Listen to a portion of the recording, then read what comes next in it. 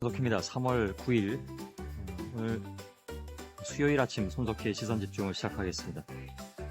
자, 꽃샘추위가 계속되고 있군요. 추위 속에 열심히 밤새 일하신 분들 수고 많이 하셨습니다. 또 수요일 아침 일찍 일어나셔서 저희와 함께 출발해 주신 여러분들, 그리고 세계 각지에서 인터넷 라디오 미니로 지금 시선집중을 듣고 계신 많은 분들 역시 반갑습니다. 오늘은 어제보다 좀 더 춥다고 하네요. 전국이 대체로 맑겠지만 중부지방은 낮 한때 구름이 좀 많이 끼겠습니다. 해안지방을 중심으로 바람이 좀 강하게 불겠고요. 동해안과 영남, 일부 전남, 남해안 지방은 건조특보가 발효 중에 있습니다. 당분간 아침에는 영하로 기온이 떨어지고 낮에는 일사로 인해서 기온이 상승하면서 일교차가 크겠습니다. 금요일 낮부터 평년 기온을 회복하면서 날씨 풀리겠다는 예보 이미 나와 있습니다. 오늘 낮 최고 기온은 5도에서 10도로 어제하고 비슷하거나 조금 낮겠습니다. 현재 서울의 기온이 영하 2.3도, 부산은 영상 3.5, 광주 0.9, 대구 0.3, 대전 영하 1.1, 춘천 영하 5.4, 강릉 영하 1.5도를 가리키고 있습니다. 뉴욕 증시가 좀 올랐습니다. 다우존스가 1.03% 올라서 12,214.38, 나스닥은 0.73%가 상승했네요. 2,765.77을 기록했습니다. 국제 유가의 하락, 그리고 뱅크 오브 아메리카의 실적 전망 호조로 은행주들이 급등하면서 상승 마감했다는 소식입니다. 지금까지 들어온 해외 뉴스부터 정리해드리겠습니다.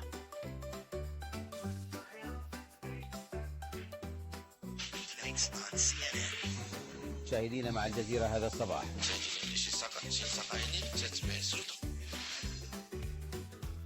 전주현 캐스터 나와 있습니다. 안녕하세요. 안녕하세요. 예. 나토가 리비아 상공에 공중 조기 경보 통제기를 띄웠죠. 그렇습니다. 24시간 감시에 들어갔는데 비행 금지 구역 효과가 별로 없을 것이라는 분석도 나와 있네요.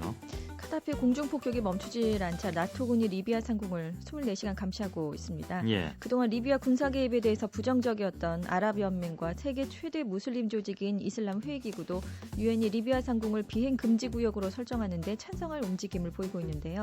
영국의 국제전략연구소는 비행 금지 구역이 주로 초음속으로 나는 전투기를 억제하는 데 유용하지만 느린 속도로 낮게 나는 전투용 헬기의 공격을 차단하는 데는 별다른 효과를 볼 수 없다면서 비행 금지 구역 효과가 크지 않을 것이라고 전망했습니다. 예. 실제로 리비아 정부군은 반군이 장악하고 있는 라스 라누푸시 등을 공략하면서 전투기 외에 공격용 헬기를 주로 동원해서 공중 공격을 하고 있습니다. 예. 다음 소식은요? 카다피 측은 반정부 세력과 협상을 시도했다는 보도를 부인했습니다. 알자지라 방송이 카다피가 반정부 세력 대표기구인 국가위원회에 특사를 보내서 자신과 가족의 안전과 면책권을 요구했다고 보도를 했었는데요. 하지만 카다피 측은 물론 반군 측도 카다피가 특사를 보내지 않았으며 수도 트리폴리에서 활동하는 변호사들이 벵가지로 와서 중재에 나선 것이라고 설명했습니다. 국가위원회를 이끌고 있는 잘릴 전 법무장관도 카다피가 사퇴하지 않는 한 정부 측과 협상하지 않겠다면서 만약 카다피가 사퇴하면 그를 처벌하지는 않을 것이라고 밝혔습니다. 예. 당초 수도인 트리폴리 수성에 주력하던 카다피 측은 갈수록 반군 지역에 대한 반격을 강화하고 있는데요. 리비아 동부와 달리 서부는 사막이 많기 때문에 교전할 때 탱크가 꼭 필요한 곳입니다. 하지만 반군은 탱크가 부족해서 이 서부 지역 전투에서 고전하고 있는 것으로 알려졌습니다. 예. 내전의 전세가 오히려 지금 그 가다피군 쪽으로 더 유리하게 되는 그런 뉴스가 계속 들어오네요. 그렇습니다. 역전했다는 얘기들이 계속 나오고 있죠. 예. 다음 소식은요? 중동과 북아프리카 국가들이 자국에서도 민주화 요구가 커질 것을 우려해서 잇따라 유화 정책을 내놓고 있습니다. 사태를 방치할 경우에 튀니지와 이집트처럼 정권이 붕괴될 수 있다는 위기의식 때문인데요. 최근 시위가 격렬하게 계속되고 있는 바레인은 만성적인 주택 공급 문제를 해결하기 위해서 정부가 직접 나섰습니다. 저소득층을 위한 공용주택 5만 채를 건설하기로 했고요. 이외에 정치범 석방과 일자리 2만 개 창출도 약속했습니다. 예. 한 달째 시위가 이어지고 있는 예멘에서는 살레 대통령이 모든 정파가 참여하는 대화를 제의했고요. 요르단의 압둘라 2세 국왕도 정부기관의 부정부패를 척결하기 위한 반부패기구의 활동을 보장하겠다고 밝혔습니다. 예. 아무래도 정부개혁을 요구하는 시위대에 실질적인 행동을 취하고 있다는 걸 보여주기 위한 조치로 보입니다. 예. 하지만 중동과 북아프리카 지역의 시위는 계속 확산되고 있는데요. 쿠웨이트와 모로코에서도 반정부 시위가 시작됐습니다. 예. 중국은 티베트 지역에 대해서 외국인 출입을 중단시켰고요. 장칭리 티베트 자치구 당서기는 3월은 티베트의 정월과 겹쳐서 종교 활동이 많고 여전히 혹한이어서 여행에 적합하지 않은 데다가 호텔 객실 등 여행객 수용 능력도 부족하다면서 안전사고 등을 막기 위해서 외국인의 관광을 잠정 중단하겠다고 발표했습니다. 예, 예. 안전사고 우려 등을 이유로 티베트 지역의 외국인의 출입을 중단한다고 발표를 하긴 했지만 민감한 시기에 외국인이나 외신 기자들의 유입을 막기 위한 조치로 보이는데요. 예. 10일은 티베트 봉기 52주년이고요. 14일은 라싸 유혈 시위 3주년이라 민감한 날들이 많고요. 또 중동 및 북아프리카의 제스민 혁명 여파까지 겹쳐서 중국이 티베트의 공안 활동을 강화하는 것으로 해석되고 있습니다. 예, 예. 다음 소식은요? 오바마 미국 대통령이 테러 용의자 구금 시설인 쿠바 관타나모 수용소에서 군사 재판을 재개하는 것을 허용했습니다. 오바마 대통령은 2009년 1월 대통령 취임과 동시에 재판의 공정성에 문제가 있다면서 1년 안에 관타나모 수용소를 폐쇄하겠다고 약속했는데요. 이건 뭐 다 지나간 얘기가 됐죠. 예. 오바마 대통령은 테러리스트를 심판대에 세우기 위한 역량을 확대하고 수감자에게 인간적 대우를 보장하기 위한 몇 가지 조치를 발표한다면서 재판 동결 조치를 해제한다고 밝혔습니다. 수용소를 없앤 뒤에 수감자를 이송할 곳, 또 테러 용의자를 본국으로 보내는 문제들이 해결되지 않아서 결국 임기 안에 공약을 실현하기가 어려워졌습니다. 예. 백악관은 궁극적으로 수용소를 폐쇄한다는 입장에는 변화가 없다고 밝혔는데요. 인권단체들은 오바마 행정부가 관타나모 수용소의 불법성을 묵인하고 법치의 원칙을 따르는 걸 보류하겠다는 것이라면서 반발하고 있습니다. 예, 수고하셨습니다. 감사합니다. 예, 전주현 외신 캐스터였습니다.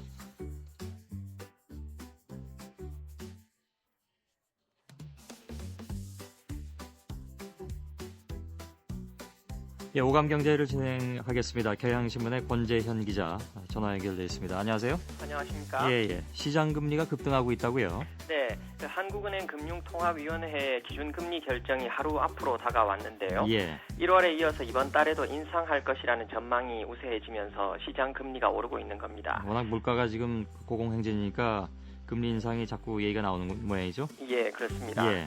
은행 대출금리의 기준금리 역할을 하는 3개월 만기의 양도성 예금 증서 CD 금리가 1월 12일 2.8%에서 이달 7일엔 3.29%로 0.49%포인트나 급등하면서 이미 이번 달 기준금리 인상분을 반영한 것 아니냐는 분석까지 나오고 있습니다. 예. 주택담보대출을 비롯해서 은행 대출자들의 이자 부담이 커질 수밖에 없겠죠. 환율도 하향 안정화 추세를 보이면서 금융시장에선 기준금리 인상을 이미 기정사실화하고 있는 듯한 분위기입니다. 예. 금융투자협회가 채권시장 전문가들을 대상으로 한 설문조사 결과에서도 내일 열리는 금통위 정례회의에서 기준금리를 인상할 것으로 예상한 응답자의 비율이 절반이 넘는 52.5%를 차지했습니다. 예. 시중은행들은 예금금리 인상 조치에 나섰고요. 그렇습니다. 물가 상승률을 고려하면 여전히 크게 높다고 할 수는 없지만 연 4.5%를 넘는 금리 상품도 나오고 있습니다. 예. 그동안 시중금리가 너무 낮아서 주식시장을 전전하던 여유 자금들을 끌어들이기 위한 은행권의 투자자금 유치 경쟁이 본격화할 발판을 마련했다. 이런 분석이 가능하겠고요. 예. 은행에 넣어둬도 이자가 몇 푼 안 된다는 이유로 전세보다 월세를 선호했던 최근 임대차 시장의 트렌드에도 어느 정도 영향을 줄 수 있겠습니다. 예. 재정 부실에 따른 영업 정지 그리고 대형 은행권에 인수될 것이다 또는 국민 세금으로 구조조정이나 회생 작업이 진행될 것이라는 등 말이 많은 저축은행 업계도 고객 이탈 방지를 위해서 이미 금리 인상 대열에 가세한 상황입니다. 예. 일부 은행의 경우에 기준금리 인상 결정을 본 다음에 정기 예금 금리 인상에 나서겠다고 밝히고 있어서 시장 금리는 다음 주에도 추가로 오를 가능성이 있겠는데요. 그러나 과거에도 이런 시장의 예상을 깬 금통위 결정은 늘 있었기 때문에 예. 만약 기준금리가 동결된다면 시장 금리 인상 속도에는 다소 브레이크가 걸릴 것으로 전망됩니다. 예. 내일을 좀 지켜봐야 되겠군요. 네. 다음 소식은요? 요즘 100세 시대다 고령화 사회다 해서 은퇴 이후 삶에 대한 관심이 증가하고 있는데요. 예. 고객을 끌어들이기 위한 은행, 또 증권, 보험업계의 주된 영업 마케팅 포인트도 바로 이 지점이기도 합니다. 지금 미리 대비해두지 않으면 늙어서 고생한다. 이런 말에 지금도 살림이 빠듯한데 미래까지 대비하느라 등골이 휘는 게 요즘 현대인들의 자화상 아닙니까? 예. 그래서 관련 통계가 나와서 한번 간추려 봤는데요. 서울대 노화고령사회연구소 등이 지난해 5월부터 넉 달 동안 제주를 제외한 전국 15개 시도의 베이비 부머, 여기서 이제 베이비 부머는 1955년부터 63년 사이에 태어난 세대를 지칭합니다. 예. 이들 4,668명을 조사했더니 현재 삶의 만족도는 비교적 높은 걸로 나타났습니다. 그러나 이들은 자녀의 학비와 결혼 비용, 또 부모 부양, 은퇴 준비 등으로 이중적인 경제적 부담을 안고 있는 걸로 조사됐습니다. 예. 저출산과 평균 수명 증가로 자녀 출산 기간은 이전 세대보다 줄었지만 자녀가 모두 독립하고 부부만 남는 기간이 19.4년으로 부모 세대의 1.4년에 비해서 무려 14배나 늘어났습니다. 아, 이렇게 크게 늘어났나요? 예. 예. 평생 직장 개념도 지금 뭐 깨져 있는 상태이기 때문에 예. 아무튼 그렇습니다. 과거하고 많이 좀 다른 게 많을 것 같습니다. 네, 뭐 비율을 보니까 직장을 중간에 그만둔 경험이 있는 비율이 남성은 63.2%, 여성은 39.9%로 꽤 높게 나타났습니다. 예. IMF 외환 위기와 2008년 글로벌 금융 위기를 전후해서 힘든 시간을 보냈다고 하고요. 예. 은퇴 희망 시점으로는 응답자들은 64.8세를 제시했습니다만 실제로 은퇴할 것으로 예측하는 시점은 평균 62.3세라고 답한 것으로 나타났습니다. 예측이 그렇고 실제로는 또 더 일찍 은퇴할 수밖에 없는 상황도 많이 벌어지잖아요. 그렇습니다. 예. 예. 또 월 평균 가계 소득이 약 386만 원인 베이비 부모들은 은퇴 이후 최소한의 생활비로 월 평균 211만 원 정도는 있어야 한다고 생각했지만 예. 실제로 저축하는 것은 월 17만 원에 불과했습니다. 예. 연평균 소득이 1,753만 원인 상위 10%는 그런데 월 평균 180만 원을 저축하고 있었습니다. 예. 또 이 금액 중에 35%를 은퇴 자금으로 할애하겠다고 밝혔고요. 이처럼 경제적인 수준에 따라서 은퇴 이후 준비도 큰 차이를 보인다는 건 우리 사회가 심각하게 받아들여야 할 부분이라고 하겠고요. 예. 노령화 사회에 대한 준비를 개인에게만 맡겨두기에는 위험 부담이 너무 크다는 점을 이번 통계는 또 한 번 입증해주고 있다고 말씀드릴 수 있겠습니다. 예. 다음 소식은 어떤 게 있습니까? 물가 억제가 요즘 정부 전방위적으로 큰 관심 사안인데요. 그런데 정부 대책과 무관하게 또 사실 물가가 제대로 잡히지도 않고 계속 고공행진을 벌이고 있는 상황 아닙니까? 예. 그래서 어제는 통신요금과 관련해서 최시중 방송통신위원장이 이런 발언을 내놓았습니다. 국회 문화체육관광 방송통신위 업무보고에서 나온 언급인데요. 최 위원장은 휴대전화 안에 홈쇼핑에서 의료, 교육에 이르기까지 다양한 기능이 있어서 만물상의 기능을 하고 있는 만큼 통신요금의 개념에 대한 재정립이 필요하다고 말했습니다. 예. 이명박 대통령이 후보 시절 말한 통신요금 20% 인하는 당시 통화료 중심의 통신요금만 고려된 것으로 통신비만 내려가지고는 여전히 비싸다는 소리를 들을 수밖에 없고 따라서 통교청과 협의해서 가계 통신비 항목을 문화비용으로 재정립하겠다는 겁니다. 예. 그런데 통신요금 인하만 놓고서도 업계 반발로 요금 인가제 폐지가 여의치 않고 또 제4이동통신사 탄생도 난항을 겪고 있는 상황에서 휴대전화에 이렇게 녹아 들어가 있는 다양한 산업과 콘텐츠에 부과되는 요금까지 인하하겠다는 건데 어떻게 구체화하겠다는 건지 이 방통위의 후속 조치가 주목되고 있는 그런 상황입니다. 예. 잘 들었습니다. 네, 감사합니다. 권재현 기자였습니다. 여러분은 지금 성신여대 손석희 교수가 진행하는 시선집중을 듣고 계십니다.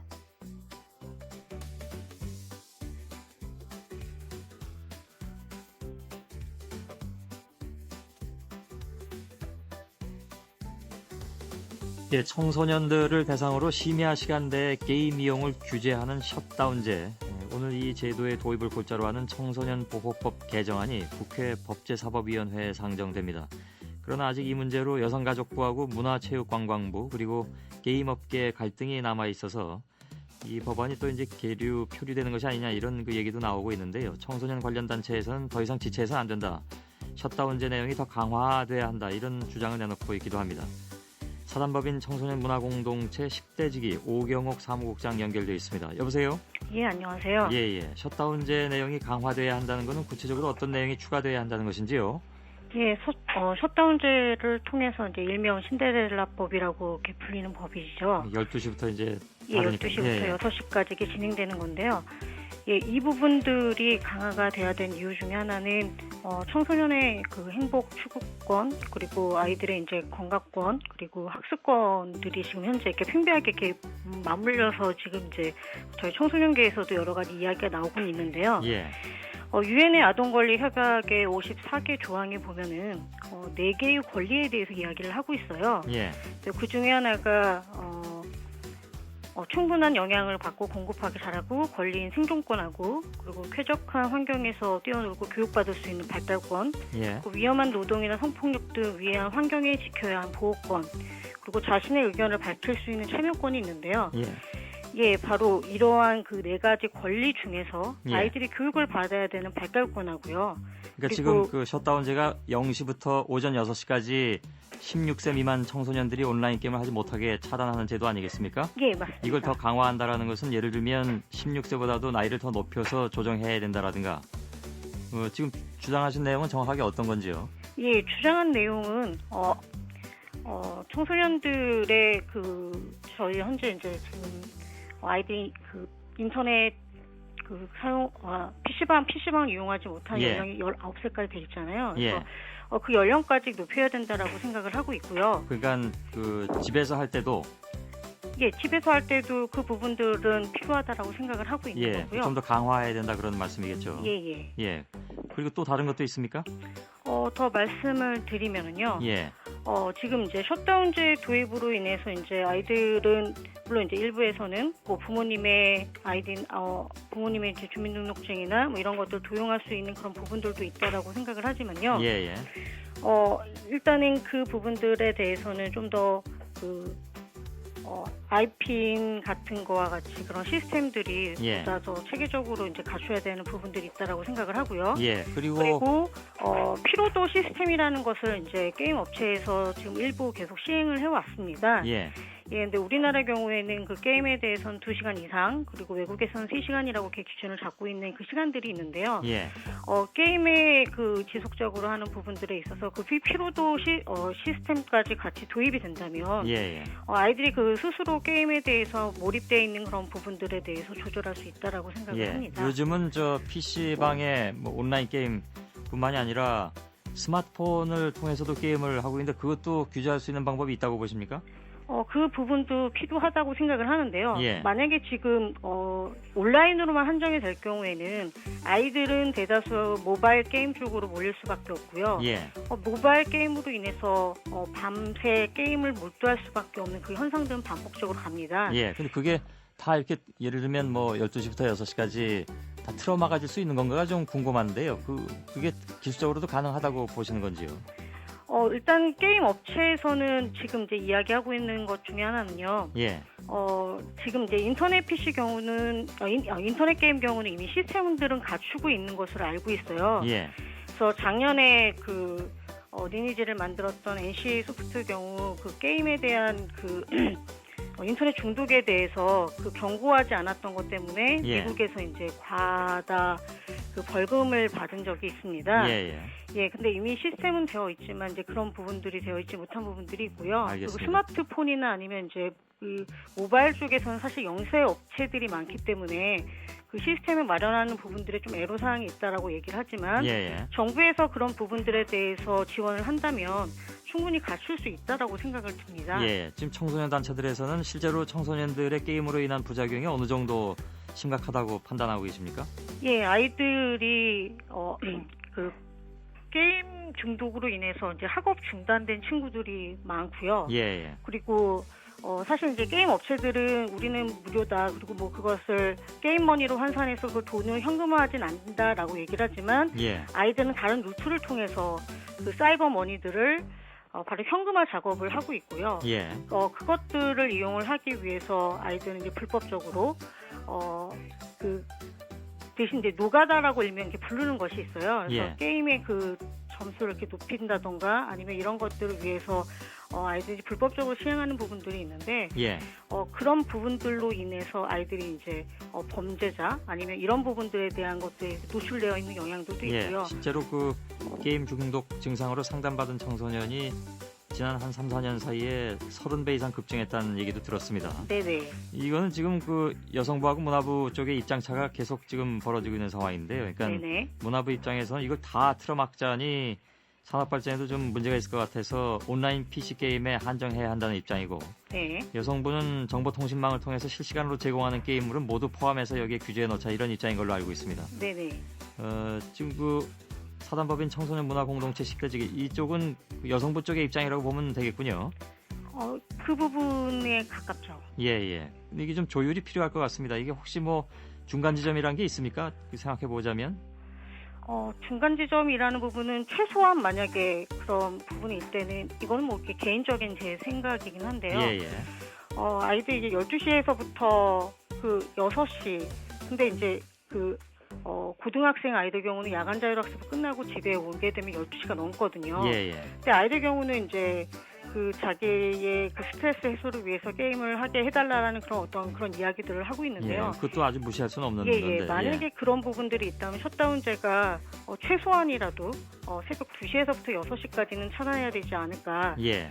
그래야지 아이들의 수면의 시간에 대해서 이제 최소한으로 잘 수 있는 시간들은 확보할 수 있다라고 생각을 하고 있고요. 시간은 조금 늦추더라도 규제하는 범위는 넓히자 이런 입장이신 모양이군요. 네네. 예. 알겠습니다. 이게 뭐 오늘 내일 계속 그 법제사법위원회에서 논의될 내용이긴 한데 좀 지켜보도록 하죠. 예, 말씀 잘 들었습니다. 네. 예, 사단법인 청소년문화공동체 10대지기 오경옥 사무국장이었습니다.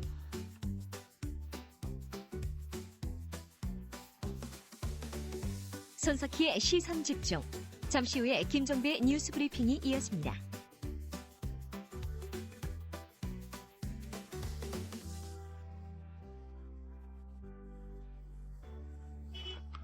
아, 38 여성대회 모임 여기서 가는 거죠? 오늘 5시부터 합니다. 아, 네네.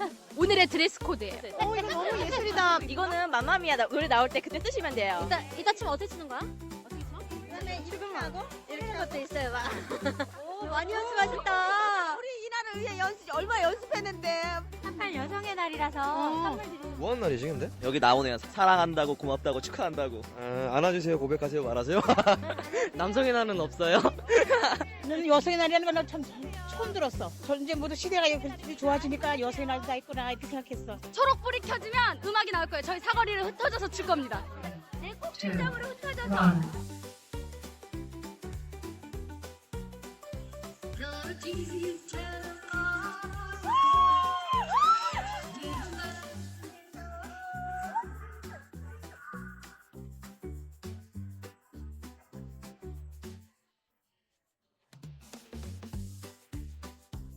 예, 어제 오후에 서울 신촌의 한 거리 보라색 가면, 보라색 스카프 등을 두른 여성들이 모여들었습니다. 어제가 세계 여성의 날이었습니다.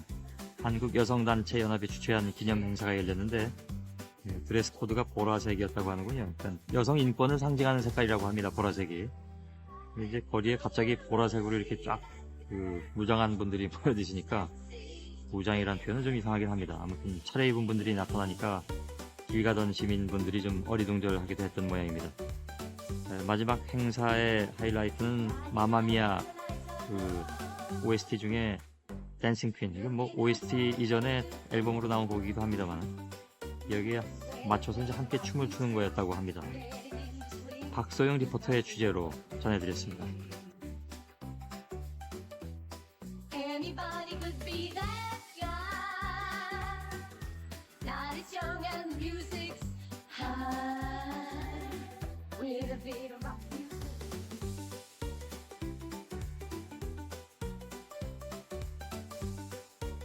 여러분께서는 지금 출근길 시사정보 프로그램 손석희의 시선집중을 듣고 계십니다. 시사평론가 김종배 씨와 함께하겠습니다. 안녕하십니까? 네, 안녕하세요. 예. 이 처음으로 전해드릴 소식은 세계일보 보도인데요. 좀 사전 설명이 좀 필요한 내용입니다. 2007년 대선 때로 거슬러 올라가는데요.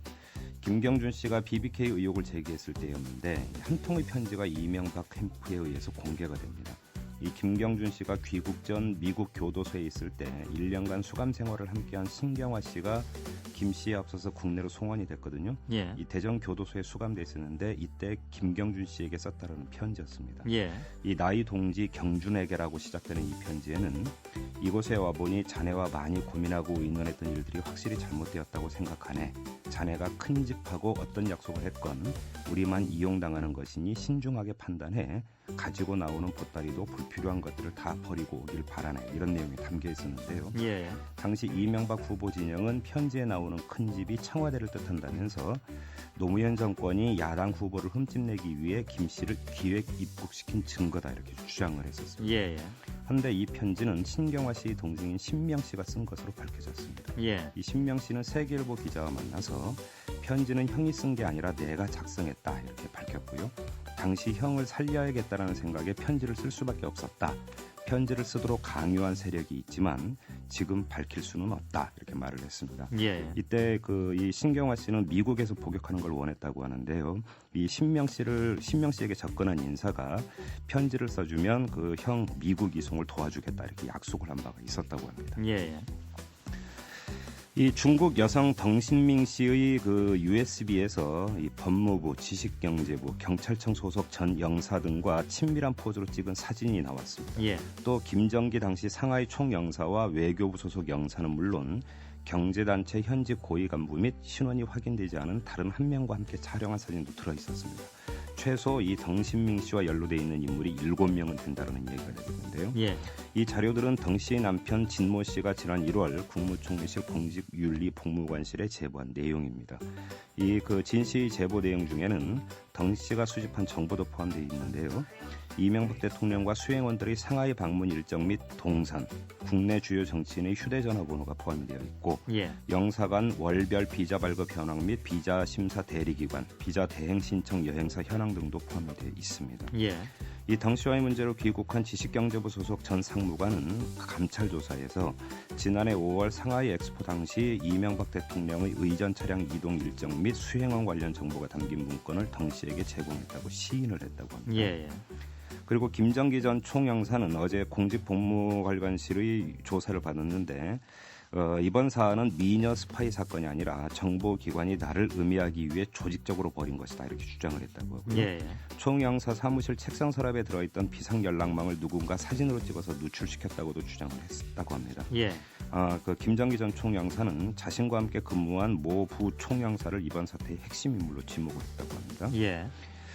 일본에서도 2004년에 비슷한 사건이 있었다고 하는데요. 총영사관에서 일본 외무성과 주고받던 기밀성 높은 문서를 다루던 직원이 노래방에서 만나 사귄 중국 여성과 부적절한 관계를 맺었는데 예. 그 뒤에 중국 정보기관 직원이 이 여성을 이용해서 회유와 협박을 해가면서 정보를 요구를 했다고 하고요. 예. 이걸 견디다 못해서 자살을 했다고 합니다. 예. 그리고 장자연 씨의 지인으로 현재 광주 교도소에 수감 중인 그 전모 씨를 최근에 면회한 지인이 동아일보 기자에게 밝힌 내용이 보도가 됐는데요. 장자연 씨가 전 씨에게 쓴 편지는 800통 정도, 전 씨가 장 씨에게 보낸 건 1000통이 넘는다 이렇게 밝혔고 예. 공개된 편지 50여 통 외의 나머지 편지에도 술 접대에 대한 장자연 씨의 고충이 적혀 있다고 주장을 했습니다. 편지가 굉장히 많네요. 그렇습니다. 이 지인은 또 미공개 편지에는 술자리에 있었던 인사들의 이름도 있다면서 장자연 씨가 작성한 술 접대자 명단은 60여 명이라고 주장을 했습니다. 예. 지금까지 알려진 건 31명이었는데 그 예. 2배가 된다는 이야기가 되겠고 이 지인은 미공개 편지에 적힌 인사들의 이름을 직접 봤지만 공개할 수는 없다고 밝혔고요. 전 씨가 편지와 명단 등을 주변 사람 여러 명에게 나눠줘서 관리하고 있다고 주장을 하기도 했다고. 예. 경찰이 편지 진위 여부에 대해서 조사에 들어갔다면서요? 그렇습니다. 이 전 씨 그 깜빵 압수수색도 한다고 하고 하는데 이 편지가 우편으로 왔다 갔다 하지를 않았다고 합니다. 예. 전 씨 지인을 통해서 인편으로 주로 이제 주고받았다고 하네요. 면회 시에 주고받았다는 얘기인가요? 그렇습니다. 그리고 국방부가 국방개혁 307 계획을 발표를 했는데요. 여기서 307이라 무엇을 뜻하냐면 국방부가 이명박 대통령에게 이 계획을 보고한 날짜 3월 7일이라고 합니다. 예. 이 내용을 보면은 합동참모본부의 합동군사령부의 기능을 추가해서 합참의장에게 군령권과 군정권을 부여하기로 했는데 또 이 각군의 균등한 참여를 보장한다면서 합참에 근무하는 육해공군의 보직 비율을 2대 1대 1로 유지하기로 했습니다. 예. 하지만 이전에 국방선진화 추진위원회는 이 보직자의 비율을 1대 1대 1로 맞추자고 제안한 바가 있었습니다. 예. 그리고 444명인 전체 장군 숫자를 2020년까지 15% 줄이기로 했다면서도 정확한 감축 규모는 더 논의해봐야 한다. 이렇게 끝을 흐렸다고 하는데 예. 이 국방부는 지난 7일 이명박 대통령에게 이 계획을 보고하면서 장성 감축 비율을 10%로 하겠다고 보고한 바가 있었다고 합니다. 예. 하지만 이명박 대통령이 병력은 2020년까지 20%가량 줄어드는데 장성은 10%만 감축된다면 국민이 납득할 수 있을까요? 이렇게 말을 했다고 하네요. 예. 그러자 김관진 국방장관 등이 이날 밤에 감축 비율을 15%로 고쳤다고 합니다. 예. 근데도 정확하게는 아직 모른다 이런 얘기인가요? 더 가봐야 한다는 이야기죠. 예. 네. 그리고 한겨레 보도인데요. 공정거래위원회가 지난 1월에 2010년도 하도급 거래 서면 실태 조사 결과를 언론에 공개하려고 했지만 청와대가 막았다고 합니다. 예. 이 공정거래위원회는 1월 21일에 이 조사 결과를 사흘 뒤인 24일에 브리핑하겠다고 기자들에게 고지를 했었거든요. 그랬는데 23일 밤에 돌연 취소 통보를 했다고 합니다. 예. 당시 공정거래위원회는 실태 조사가 한참 전에 시행된 것이어서 지금 공개하는 것이 적절치 않다고 판단했다. 이런 이유를 댔는데 예. 하지만 실제로는 이명박 정부 출범 뒤에 대중소기업 간 하도급 거래에서 불공정 관행이 더 심화된 것으로 조사된 결과가 나왔기 때문이라고 합니다. 예. 공정거래위원회는 당시 청와대에 파견 나가 있던 행정관과 사전에 협의를 했다고 합니다. 예. 그리고 조선일보 보도인데요. 고용노동부가 경기도 분당에 대형 이 직업체험관을 짓고 있습니다. 이 한국잡월드라는 이름의 이 직업체험관은 청소년들에게 여러 일자리를 경험하게 한다는 명분으로 세워지는 것인데요. 예. 대지 2만 5천여 평에 연면적 1만 2천여 평의 초현대식 건물입니다. 고용부는 법인을 따로 설립해서 직원 500명을 두고 이 시설을 운영할 계획이라고 하는데 예. 이 건물 건축에 들어가는 돈이 얼마냐? 2천억 원이라고 합니다. 예. 고용노동부의 올해 일반 회계 예산 1조 3,700억 원의 15%에 맞먹는 금액이고요. 예. 청년 취업 인턴제 예산 1,934억 원보다 오히려 많은 예산이 되겠습니다. 예. 결국은 직업체험관이 어느 만큼 일자리를 제공해 줄 수 있냐가 관건이군요. 그러니까 법인을 따로 설립해서 직원 500명 둔다고는 합니다만 이게 대부분 또 공무원들 자리가 되지 않겠습니까? 예. 그리고 세계일보가 보도한 내용도 있는데요. 국회가 현재 진행 중인 제2의원회관 신축 및 현 의원회관 리모델링 공사 비용으로 2,212억 9,300만 원을 책정을 했다고 합니다. 현 의원회관이 좁고 낡았다면서 2009년 4월부터 짓기 시작한 제2의원회관의 경우에 예. 지하 5층, 지상 10층 규모인데요. 의원회관의 경우에는 부지 매입비가 전혀 들지 않거든요. 그러니까 2,212억 원이 모두 건물 건축비다 이렇게 보시면 될 것 같은데 예. 이렇게 많이 들어갈 이유가 없다라는 것이죠. 예. 결국 무슨 이야기냐? 초호화판으로 짓고 있다. 이런 이야기로 연결이 된다고 합니다. 예. 선재성 광주지법 파산부 수석부장판사가 관할했던 법정관리회사가 76곳이었는데요. 이 가운데 19곳의 법정관리인과 관리인 대리, 감사 등이 이 선재성 판사의 광주 일고 동문들이라고 합니다. 변호사와의 결탁 의혹도 제기가 된 바가 있었다고 하는데요. 예. 이 한 변호사는 선재성 부장판사가 2002년 당시 형사합의부 부장을 맡고 있을 때 동기동창인 강모 변호사가 해당 재판부에서 공직선거법 사건과 공직자 뇌물 사건에서 무죄 판결을 받아 논란이 됐다 이렇게 전하면서 예. 당시 민주사회를 위한 변호사 모임에서 두 사람의 유착 의혹을 제기하는 성명서 발표를 심각하게 검토까지 했었다 이렇게 전했습니다. 예. 건수가 꽤 많네요. 그렇습니다. 조선일보가 지난해 2월 퇴직한 부장판사 이상 전관 변호사 27명이 지난해 말까지 수임한 사건 965건을 분석을 했는데요. 예. 이 전관이 선임된 사건을 전관과 같이 근무했던 재판장에게 배당한 사례가 무려 177건이었다고 합니다. 예. 퇴임한 지 1년 미만인 전관 변호사가 맡은 사건을 퇴직 전 6개월 이상 같은 법원에서 근무한 재판장에게 배당하지 않는다라는 대법원 예규가 있거든요. 예. 이걸 정면으로 어긴 것이 되는 거고요. 그렇군요. 로펌으로 가지 않고 단독 개업한 전관 변호사 9명이 1인당 수임한 형사 본안 사건이 평균 52건이었다고 하는데 예. 일반 변호사의 수임 건수 6.3건보다 무려 8배나 많았다고 합니다. 예. 정관 예외는 뭐 늘 나오는 얘기지만 개선되는 것이 별로 없다라는 전혀 개선될 기미를 보이지 않고 있습니다. 예. 네. 한겨레 보도인데요. 국립현대미술관에서 소장품이 감쪽같이 사라져버렸다고 합니다. 이 화가 주경의 1930년대작 연필 드로잉작인 인물 습작이란 작품인데요. 예. 유족이 1990년대에 기증한 것이라고 합니다. 이 작품은 2006년에 주경 탄생 100주년 전과 대구 기념전에 나갔다가 수장고로 돌아온 후에 증발이 돼버렸다고 하는데 예. 문화체육관광부가 특별감사를 벌여서 담당자를 조사하고 수장고를 다시 뒤졌지만 결국 찾아내지를 못했고요. 예. 경위도 파악을 못했다고 합니다. 그런데도 미술관 측은 경찰에 수사 의뢰는 하지 않았고요.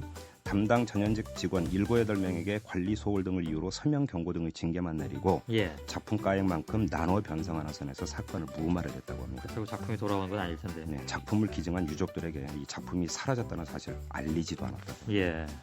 좀 황당했겠군요. 그러게요. 수고하셨습니다. 고맙습니다. 예, 시사평론가 김종배 씨였습니다.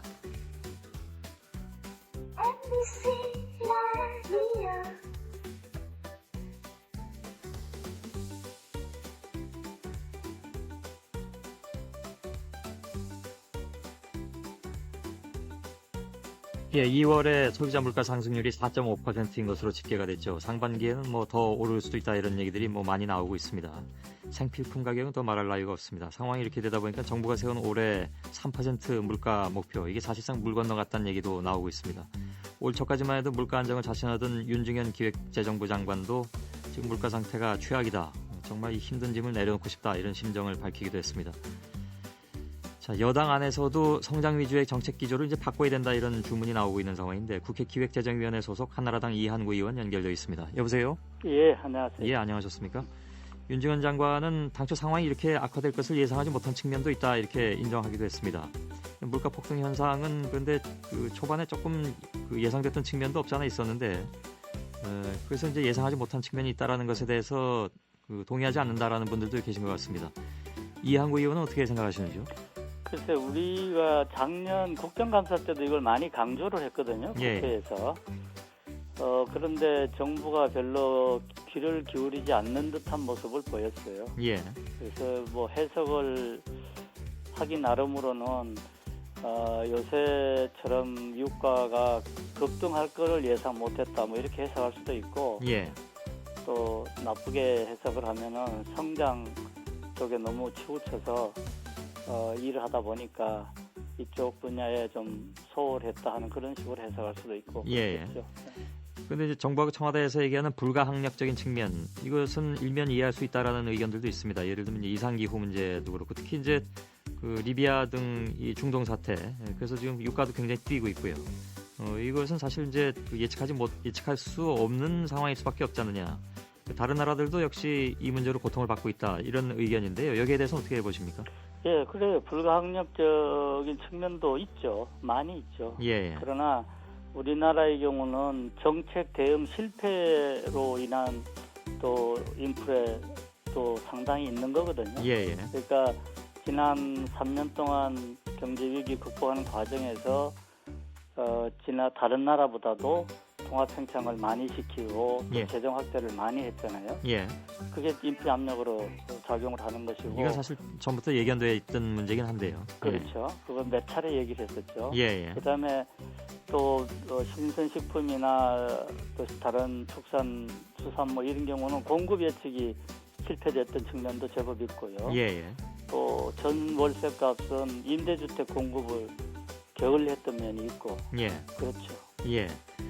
그 상반기에 더 오를 것으로 많이들 전망을 하는데 어느 정도 예상하고 계십니까? 상반기에 더 오를 겁니다. 이거는 이제 증거가 몇 가지 있죠. 대략 보면은 생산자 물가가 오르면 몇 달 뒤에 소비자 물가도 오르게 돼 있고요. 또 세계적으로 인플레가 지금 진행이 되고 있기 때문에 그 영향을 차츰 받고 특히 이제 중국 인플레하고 위안화 절상이 영향을 크게 미칠 거고요. 또 우리 경우는 지금 계속 통화 증발시켜 놨던 거를 또 저금리 정책하는 거를 그대로 지속하니까 아마 상반기에 더 확실히 나타날 것 같고 또 서비스 요금 올라가고 또 임금 올라가는 압박이 상반기 내내 계속될 거예요. 문제는 근데 상반기로 그칠 것이냐는 건데요. 하반기라고 해서 특별히 물가가 낮아질 만한 무슨 변수가 있어 보이지도 않는 상황이라면 그게 이제 기저 효과는 있을 거예요. 그러니까 작년 하반기부터 본격적으로 오르기 시작했잖아요. 그러니까 그 기저 효과는 좀 있을 건데 계속 물가 상승 압박은 전 세계적으로도 그렇고 우리나라에서도 상당할 겁니다. 이거는 상당히 구조적입니다. 특히 이제 그 생활 필수품에 해당하는 품목 50여 개, 그러니까 이른바 이제 MB 물가에 대해서 많은 언론들이 다루고 있습니다. 더 올랐다 이런 얘기들을 하고 있는데. 거꾸로 보자면 만일 이들 그 품목들을 초기에 집중 관리하지 않았더라면 지금 오른 것보다 더 올랐을 가능성 이런 얘기도 물론 또 나오고 있습니다. 이한구 의원께서는 어떤 시각으로 보고 계신지요? 글쎄 그런 부분은요. 그 뭐 한두 달 차이 갖고 나오는 얘기잖아요. 그 뭐 눌러봤자 몇 달 누르고 했어요. 그러니까 그런 거는 기본적으로 큰 흐름을 물가 상승 쪽으로 너무 가지 않도록 뭐 어느 정도는 국제 인플레가 되면 어느 정도는 올라갈 수밖에 없지만은 기조가 될 수 있으면 그 덜 올라가도록 이렇게 크게 누르는 뭐가 있어야 돼요. 예. 근데 그런 건 안 하고 자꾸 잔잔한 거 손을 대면은 효과는 없고 힘은 들고 그렇죠. 예. 그러면 이항구 의원께서 생각하시기에 지금 정부의 대응 방향이나 방책은 어떤 것이어야 된다고 생각하시는지요? 지금 이제 물가 상승이 심하게 되면 이게 자칫 이제 스태그플레이션으로 들어가거든요. 예. 그렇게 되면은 정말로 정책 수단 동원할 수가 없게 돼 있어요. 물가는 오르고 경기는 침체되고. 예, 그러고 이미 우리는 지금 재정이나 금융 정책 수단은 거의 소진을 하는 상황이잖아요. 예. 그래서 굉장히 어렵게 되거든요. 예. 그래서 지금이라도 빨리 거시 물가 안정 정책을 동원을 해야 될 것 같아요. 예. 그러니까 금리 인상 문제, 환율 평가 절상 문제, 그다음에 재정 집행 조기 집행하는 거를 철회하는 문제. 예. 요거를 좀 심도 있게 생각을 해야 될 것 같고요. 예. 그리고 이제 중요한 물품의 경우는 이제 공급 체계를 다시 한번 점검을 해야 되겠죠. 예. 유통 구조도 체크할 거 하고. 그러나 이게 제가 보기에는 지난 3년간 전 세계적으로 원체 돈을 많이 풀고 재정 확대했기 때문에 예. 경제가 정상화되면은 인프레가 되게 돼 있어요. 예. 그래서 경제 체질 개선하는 작업을 해야 돼요. 그러니까 예를 들어서 우리 경우 규제 개혁해갖고 코스도 내리도록 하고 예. 공공부문 개혁을 시켜야 돼요. 그래서 예. 경제 체질을 개선하면서 아까 말씀드린 두 가지 정책은 비교적 단기 정책이잖아요. 예. 그렇게 같이 병행을 시켜야 될 것 같아요. 그 공공부문 얘기는 조금 이따 좀 하도록 하겠습니다. 지금 그 애초에 금년도 5% 성장의 3% 물가 목표였습니다. 이 두 가지가 나왔을 때 사실은 그 많은 경제학자들이 이 두 마리 토끼이기 때문에 쫓기가 어려울 것이다 이런 얘기들을 물론 많이 했습니다. 당장 물가 부분이 지금 흔들리고 있는 상황인데 내일 이제 그 금통위원회도 열리고요. 금융시장에서는 아마 이제 내일 금리 좀 올리지 않겠느냐 해가지고 미리 시중금리가 올라가는 현상도 보이는 것 같습니다. 그런데 뭐 아시는 것처럼 금리를 인상하면 또 이제 그 압박받는 부분들이 있습니다. 그러니까 이게 대출한 분들은 굉장히 좀 그 압박을 받기 때문에 이러지도 저러지도 못하는 상황이 가끔씩 오곤 하는데요. 금리는 분명히 올려야 된다고 생각하시는 모양이죠? 지금은 다른 방법이 별로 없습니다. 그리고 지금 보통 4~5% 성장하겠다고 그러잖아요. 예. 그런데 기준금리는 3% 미만으로 계속 묶어두겠다고 그러면 인프레를 자초하겠다는 뜻하고 똑같아요. 예. 그렇기 때문에 지금 뭐 서민들이 금리 인상하면 고통받는다는 얘기를 많이 합니다만 예. 물론 빚이 많은 사람들은 고통을 받겠죠. 예. 그러나 절약하고 있던 사람들은 물가가 올라가서 고통받는 것보다는 훨씬 덜하죠. 예. 많은 분들은 물가는 전 국민을 어렵게 만들잖아요. 예. 그리고 물가가 올라가 버리면요. 기준금리 인상 안 해도 시중금리는 올라가게 돼 있어요. 예. 그래서 국민들은 빚 많은 국민들의 경우는 기준금리 올라서 고통받으나 물가 올라갔고 고통받고 거기다가 더해서 시장금리 올라가갖고 고통받고 그렇게 하면서 나라 경제는 전반적으로 굉장히 위험해지고 그런 것보다는 미리 손을 쓰는 게 낫죠. 예, 사실 금리 인상으로 인해서 가져올 수 있는 파장은 뭐 다방면으로 굉장히 광범위하게 나타날 수 있는데 일단은 알겠습니다. 뭐 그에 따른 논란은 늘 있어왔던 문제이기도 하고요. 그러니까 원화 평가 절상 문제도 말씀하셨는데 이거는 그 정부가 의도적으로 어떻게 할 수 없는 부분도 좀 있지 않나요? 그러니까 다른 나라와의 관계도 있고 해서 인위적으로 환율을 인하하는 것에 대해서는 또 그 반론도 있을 텐데. 그렇죠. 예, 그거는 노골적으로 하면은 안 되죠. 예. 그러나 노골적으로 원화 평가 절하를 자꾸 시켜. 그러니까 소위 말하는 우리 왜 환율을 올린다는 얘기. 예. 그거를 인위적으로 하는 듯한 인상을 주는 것을 시정하는 것만으로도 우선 효과는 있겠죠. 환율 인하 효과는 있을 것이다. 물론 그 경우에 이제 또 수출업체들이 타격을 받게 된다는 반론도 또 동시에 또 나옵니다. 그러니까, 이게 뭐 굉장히 복잡한 문제이긴 한데. 모든 게 다 그래요. 예. 재정의 조기 집행을 철회해야 된다는 것은 특별히 어느 부분을 염두에 두고 하신 말씀이십니까? 지금 이제 재정 조기 집행은 우리가 경제가 어려울 때 경제를 좀 살려보자고 해서 몇 년간 했잖아요. 그런데 지금 경제가 정상화된다고 하면서도 계속 하잖아요. 조기 집행하면 할수록 그거는 빨리 풀리거든요. 예. 예, 그러면 물가 상승 압박으로 작용하는데 조금 뭐 재정 중에서도 꼭 서민 생활과 직결되는 거는 예. 그냥 써야 되지만은 사회 간접 자본 같은 거는 좀 뒤로 해도 되잖아요. 예. 지금 말씀하신 내용을 종합해 보면 그 정부의 정책 기조의 상당 부분이 바뀔 수밖에 없는 그런 상황이 될 텐데 그게 현실성이 좀 있을까 모르겠네요. 그거를 그러니까 못하면은 물건 못 잡는 거죠. 알겠습니다. 그 박근혜 전 대표가 어제 그 기재회의에서 한 얘기가 기사가 됐습니다. 지금 국가 채무가 분명하지 않다. 공기업의 부채가 어느 정도인지 정확한 실체를 잘 모르겠다. 이걸 파악해야 된다는 얘기인데 어떤 뜻에서 한 얘기일까요? 표현이 그런 뜻은 아니고요. 예. 지금 이제 정부가 국가 부채 통계를 이제는 바로잡겠다, 개편하겠다고 얘기를 했거든요. 예. 그래서 거기 이제 보면은 뭐 여러 가지 안이 나와 있어요. 예.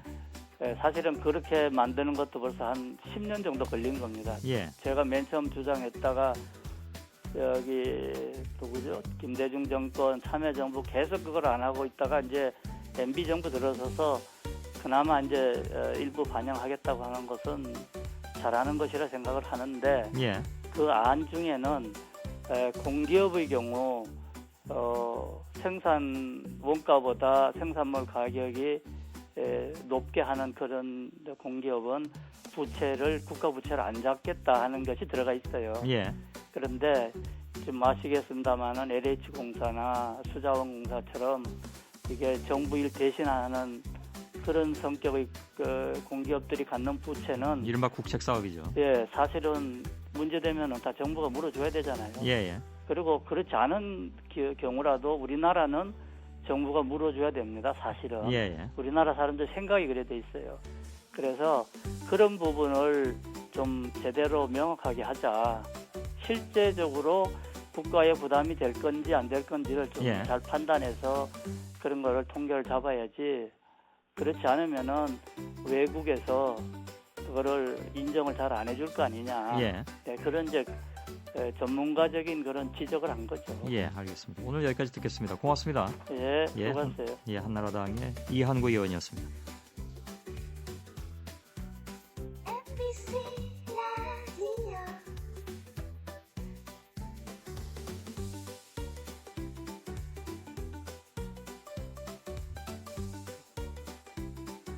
예, 중국 상하이 주재 총영사관에서 근무하던 한국 영사들과 중국 여성 한 명이 부적절한 관계를 맺고 이 과정에서 기밀 자료가 유출됐다. 이런 소식이 전해지면서 논란이 되고 있습니다.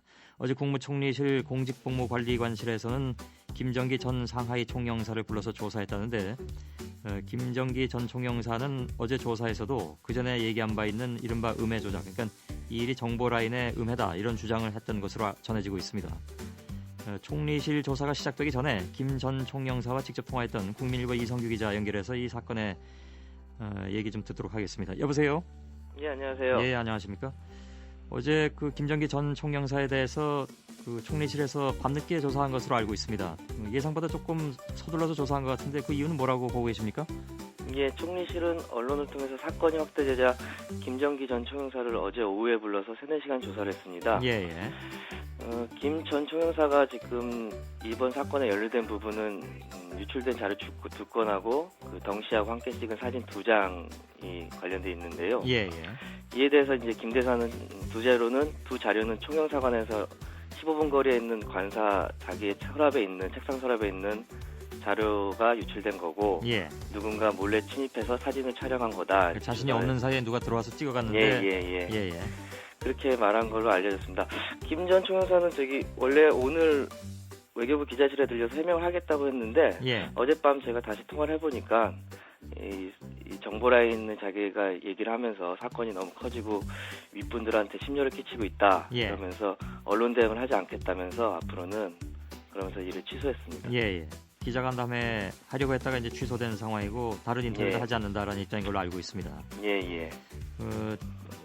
총리실 쪽에서는 이게 언론 인터뷰를 통해서 정보기관 배후설을 제기한 것, 이건 그 이성규 기자한테 얘기한 내용이죠. 예. 그건 단순히 확인되지 않은 의혹을 얘기한 것이라서 실수다 이렇게 얘기했다고 총리실 관계자가 전하고 있는데요. 예.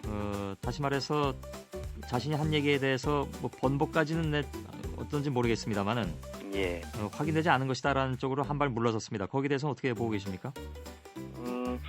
어제 기사가 저희가 인터넷 쓰고 나서 다시 이제 전화가 왔더라고요. 예. 왔는데 이제 그게 사실이 아니다는 게 아니고 이제 예. 아까도 얘기했듯이 어떤 청와대나 이분들이 좀 심기가 불편할 것 같다면서 예. 좀 기사를 완화해달라고 부탁을 하더라고요. 예. 그러니까 자신의 입장은 변한 게 없는 것 같습니다. 김정기 입장은. 그 김정기 전 총영사가 자신과 함께 근무했던 부총영사를 이번 사태의 핵심 인물에다 이렇게 지목을 했다고 들었습니다. 꼭 짚지는 않았고 이제 예. 정보 라인이라고 이제 그 사람이 아니냐 이렇게 물어보니까 뭐 하늘만이 알고 있지 않겠냐 하면서 부인은 하지 않았습니다. 예. 이 두 사람이 좀 갈등 관계가 있었던 거는 그 상하이 쪽 그 외교관에서 많이들 알고 있더라고요. 예.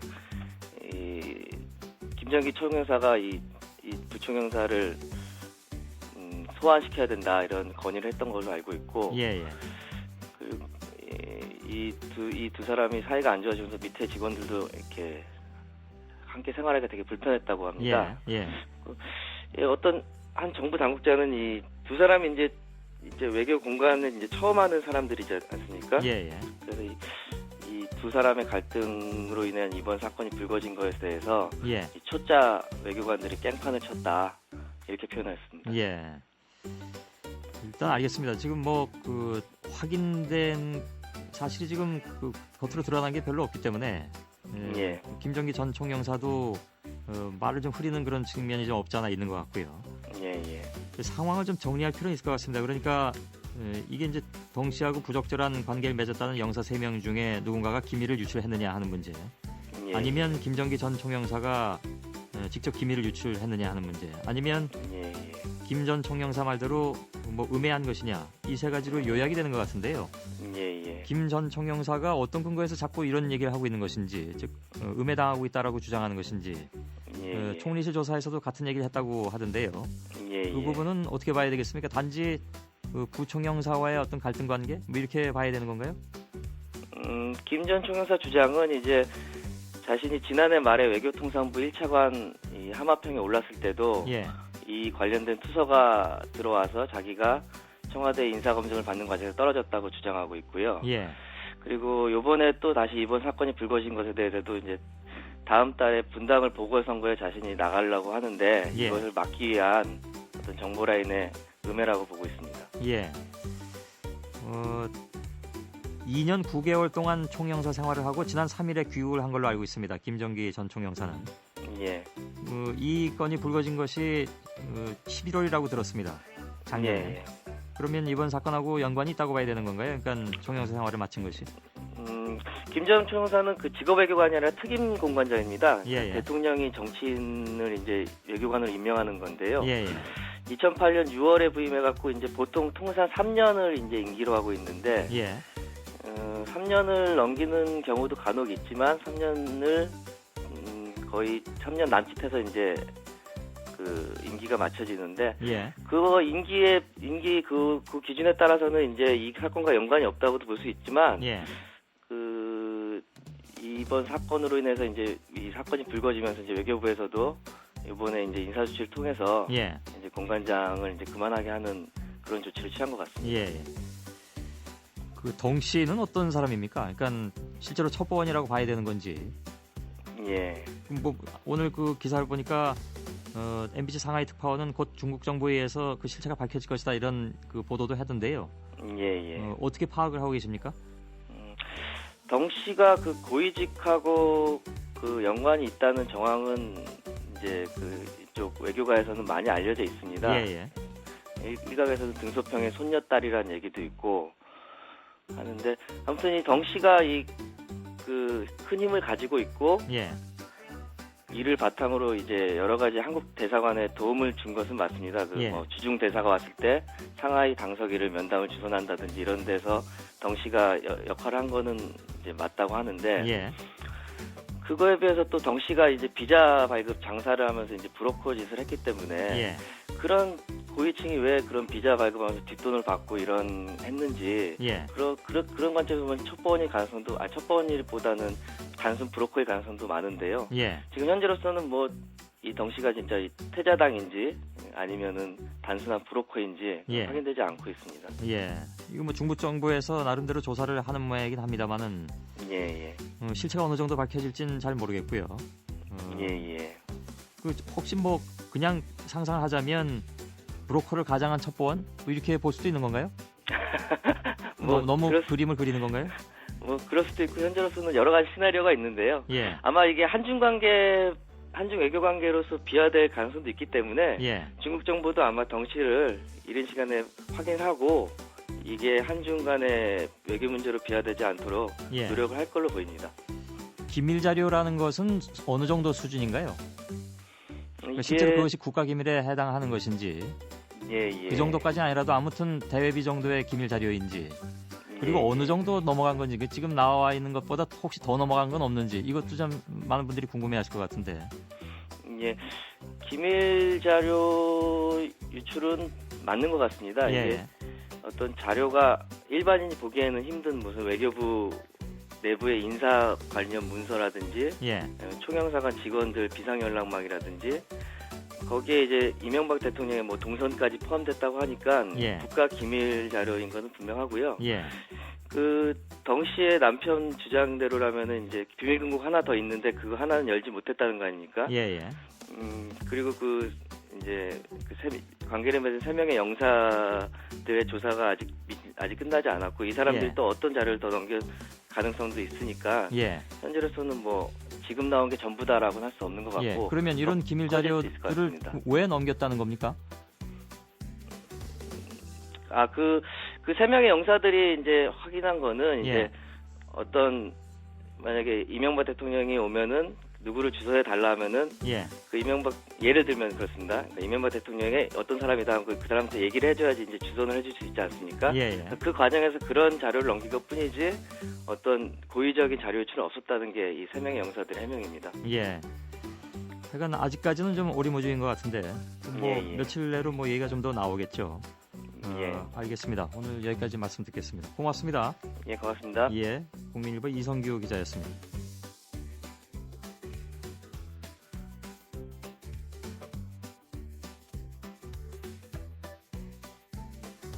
오늘 마지막 순서 윤종훈 회계사 잠깐 연결하겠습니다. 세무검증제도, 이건 고소득 사업자들이 국세청에 세금 내역을 신고하기 전에 세무대리인의 검증을 의무적으로 받아야 하는 제도죠. 그러니까 탈세하지 말고 성실 신고하라는 의미일 텐데 원래 정부는 변호사, 회계사, 의사, 연소득 5억 이상의 고소득 전문직을 대상으로 이 제도를 추진했습니다. 그러니까 범위를 좁혀서 보다 확실하게 좀 조사하자 이런 얘기였겠죠. 그런데 해당 업종에 거센 반발이 있었고 작년에 이게 그래서 이제 좌초된 바 있는데요. 결국 이제 지난 7일에 법안을 좀 완화시킨 것 같습니다. 그러니까 일정 소득 이상의 모든 사업자로 확대했습니다.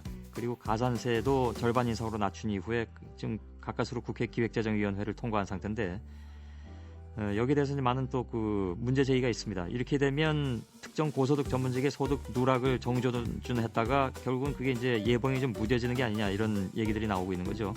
전 참여연대 조세계약 팀장이었던 윤종훈 회계사 연결되어 있습니다. 여보세요? 안녕하세요. 안녕하십니까. 궁금한 게 한 가지 있는데요. 회계사는 아직 하십니까? 그 업무는 못 보고 있죠. 잠시 궁금해서 저한테 질문을 드렸습니다. 애초에 고소득 전문직, 그러니까 변호사, 의사를 비롯한 전문직과 학원, 예식장 같은 현금 수입 업종 사업자 이런 전문 직종으로 한정돼 있다가 범위가 굉장히 넓어졌습니다. 그러니까 넓어지다 보니까 이른바 이제 흔히 얘기하는 그 초점이 흐려졌다 이런 얘기가 나오는데요. 어떻게 평가하십니까 우선? 일단은 그 대상으로 한 그런 그 직종에 계신 분들이 갖고 있는 그 로비력이라든가 그들이 갖고 있는 그 사회적 영향력이 사실상 좀 약간 대단하거든요. 그러니까 그 부분들이 그 반발이란 것들이 또 상당히 좀 심했고 그러다 보니까는 일단은 그 대상자는 폭넓게 하고 대신 그 매출액 기준을 좀 높이는 방법으로 넓혔는데 근데 이런 식으로 해서는 아무튼 애초에 했던 것보다는 대상자는 넓어지지만은 그 실효성이라는 것들 같은 경우는 좀 떨어지지 않을까라는 그런 우려는 좀 갖고 있죠. 대상자 규모가 일단 2배 이상 막 늘어난 상황이기 때문에 그래서 이제 그만큼 그 검증하기가 좀 어렵다 이런 얘기들이 나오는 것 같습니다. 당초에 이 제도가 만들어진 배경, 그 이제 탈세 우려를 그만큼 줄이자라는 뜻이었겠죠. 사실 봉급 노동자들은 뭐 그야말로 유리지갑이기 때문에 근데 이 경우에는 이제 그 소득 파악을 하기가 굉장히 좀 어려운 상황이어서 그래서 도입이 됐던 걸로 알고 있습니다. 근데 이제 이게 굉장히 지금 난리를 치고 있는데 그렇게 난리를 칠 만큼 아주 대단한 제도 개혁이라고 보기는 어렵거든요. 예, 그건 왜 그렇습니까? 실질적으로 이제 사실 기존에 좀 가장 반발하는 부분들이 이제 의사나 변호사 이런 분들인 거 알고 있는데 이런 분들은 어떤 수익금에 상관없이 지금도 사실상 복식부기에서 장부를 작성을 해야 돼요. 그러니까는 가계부 적듯이 하는 게 아니라 일반 기업이 하듯이 똑같이. 그래서 거의 대부분 100% 가까이인 분들이 세무사한테 맡겨요. 본인이 이거를 작성하기 어렵기 때문에 전문적 지식 없이. 근데 여기서 이제 세무사한테 맡겨서 정식적으로 장부를 작성하고 신고를 하는데 다만 이제 세무검증제도라는 이런 세무사들한테 조금 더 어떤 권한이라든가 의무를 준다는 것 뿐이에요. 지금 하는 그 제도에서. 그러니까 지금 하는 거는 그냥 일반적으로 세무사들이 변호사 의사 같은 분들이 이렇게 준 자료에 대해 수동적으로 준 자료만 을 100% 믿고 그에 의거해서만 신고를 하고 있는 것이 관행인데 그래서 약간 좀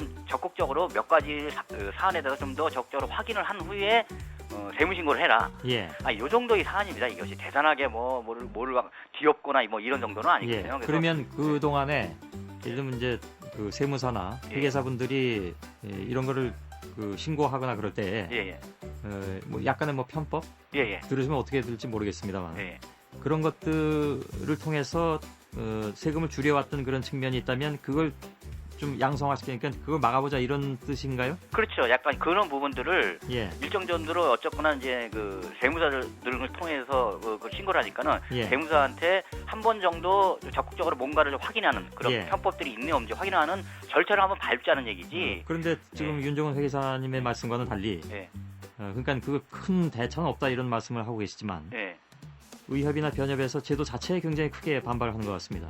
글쎄요, 나는 그렇게 반발할 만큼 이거 대단하게 뭐가 크게 힘들게 할 그런 사안은 아니라고 저는 보고 있거든요. 그러니까 다만 이제 여태까지는 이제 세무사나 이런 분들이 어떤 식으로도 편법이라든가 이런 것들 숨기는 것들 부분을 적절히 밝힐 거나 할 수 있는 여건이 전혀 없었어요. 왜냐하면 그걸 밝히면 고객들이 다 떨어져 나가니까는.